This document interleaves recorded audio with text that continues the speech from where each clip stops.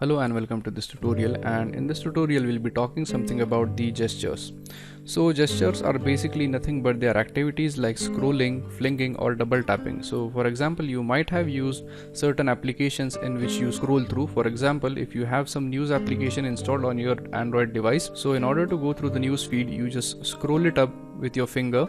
So basically scrolling is a gesture in which you drag something upwards, and the next gesture which we are going to learn is going to be the fling. So fling is basically similar to the scrolling, but the thing is that in fling we simply click it, drag it above and then leave it, and it is going to go up.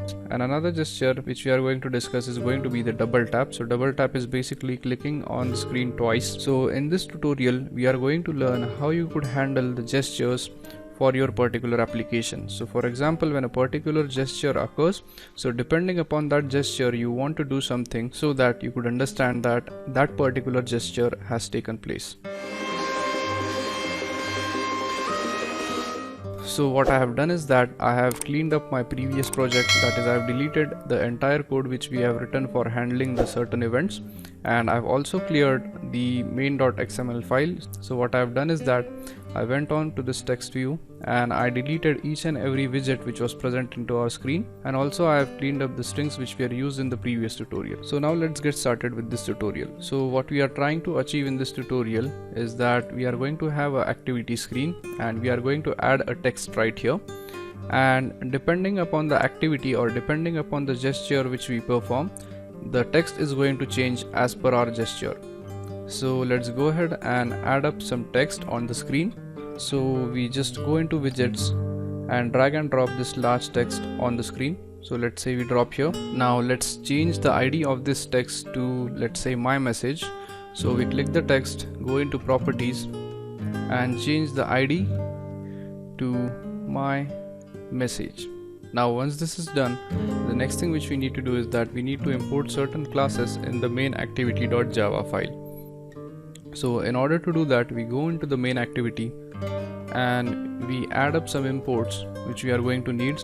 So the first import which we are going to need is going to be the text view which we have already imported, and now the next import which we are going to need is going to be the motion event. So we type import android dot view dot motion event.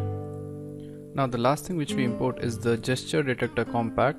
So in order to import that, we type import android dot support dot v4 dot view and dot gesture detector compact. Now once this is done, we are pretty much done with importing the packages which we are going to use in this Java class. Now the next thing which we do is that as we are going to listen to the gestures and the double tap, so we go right ahead in this public class main activity, and in front of this extends app compact activity we are going to add implements.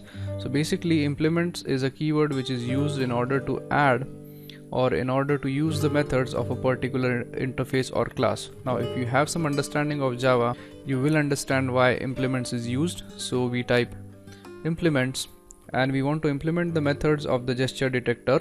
So after implements we type gesture detector, and the method which we want to implement is the on gesture listener. So basically on gesture listener is an event handler for detecting the gestures. So we give a dot operator and we type on gesture listener, and we also want to listen for double tap, so we give a comma, then we type gesture detector again, and now this time we are going to need the double tap listener. So we give a dot operator and we type on double tap listener. Now once this is done, we go inside the class and then we create the text view as well as the gesture detector compact. So we type private text view and let's name the message as my message. So we type my message, and let's also create a gesture detector. So we type private gesture detector and let's name it as just gesture detector.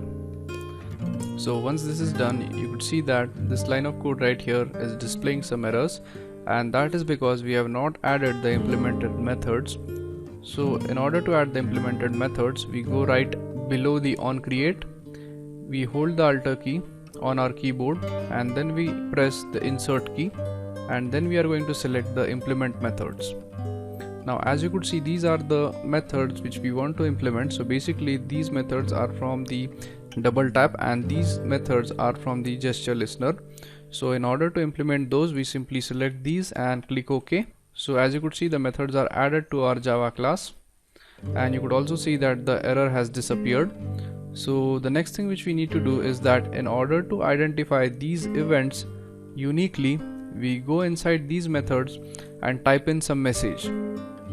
But before typing the message, we go inside the onCreate method and we type my message equals, and we typecast it by using the text view. So we type text view, and then we find the message by ID. So we type find view by ID, and what we are trying to find is going to be the message. So we type r.id, and the ID of message is my message. So we select my message, and then we go ahead and we create a gesture detector. So we type this dot gesture detector equals new gesture detector compat, and inside the parameters we are going to specify this and this. So if you don't understand why the keyword this is used, so the main significance of using the this keyword is that this refers to the current object which we are working on. So I think this should be just gesture detector. And the next thing which we do is that we also need to set the double tap listener. So we type gesture detector dot set double tap listener, and we also specify the parameter as this, as we are referencing to this object. Now after we are done adding the code in the onCreate method, the next thing which we need to do is that we need to add message to each and every implemented method. So in order to add the message, we type my message, then we give a dot operator and we use set text, and inside the set text we specify the text which we want to display. So as in this case we want to display the text like single tap confirmed. So we simply copy this and paste it over here. So now once we are done adding a message to this, the next thing which we are going to do is that we are going to copy this message and we are going to paste in each and every method, and we are going to just change the text so as to identify each of the method uniquely. So I simply go ahead and copy this message, paste it over here, and change the text to on double tap, so that we could understand that the double tap event has occurred. So I'll go ahead and add this message to each and every method. So once we are done adding message to each and every method, our code looks something like this. So what I've done is that I have simply copied the same message and I've just changed the text of the message. So once we are done with this, we are pretty much done with the first part of our tutorial. So in the next tutorial, what we are going to do is that we are going to add one more overridden method to this code, and then finally we are going to run this application on our emulator. So thank you very much for watching this tutorial, and I'll see you guys in the next tutorial. Thank you.